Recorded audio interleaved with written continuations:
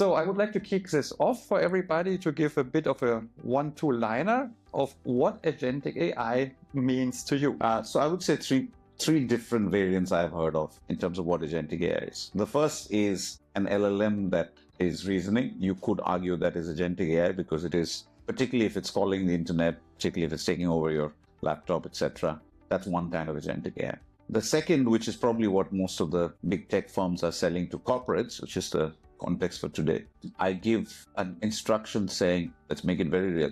Go and find if any of these transactions has money laundering potential, investigate it, close the alert if it's done, and come let me know. This is, in my view, not yet achievable and unlikely to be accepted by most enterprises because of the element of autonomy in planning. Because you're not telling exactly what to do, and in most corporate settings, that's both unnecessary and unacceptable. Last one is where you actually know there are 5-6 steps to be taken, and you are using some combination of deterministic and large language model and non-LLM AI to say, actually, these 5 steps need to be done, but there are some variations, and depending on the output from the first step, something else might need to be done for step 2. So with that kind of, which is effectively replicating large parts of what the human does, but maybe making it more efficient, and then working through those steps. Those are the 3 variants I have seen. The first and the second still work on a personal basis. If I am, as an individual, getting something done, I can use the first 2. The third one is the only one, as far as I can understand, that can work in corporate setting.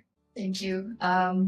One sentence, I think, if AI is making predictions and Gen AI is producing content, then agentic AI is meant to make decisions. But exactly as what Shamik mentioned, in reality, I think there's still quite a variation as to what agentic AI actually looks like. And I think overlap, right, between agentic, generative, and so-called traditional AI is more of the reality today.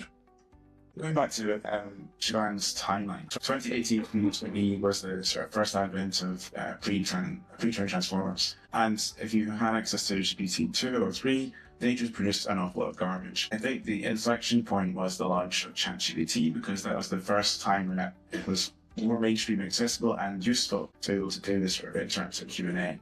Where I see we're kind of at a similar inflection point with agents. Robotic process automation has been around for decades, and it's always been incredibly brittle.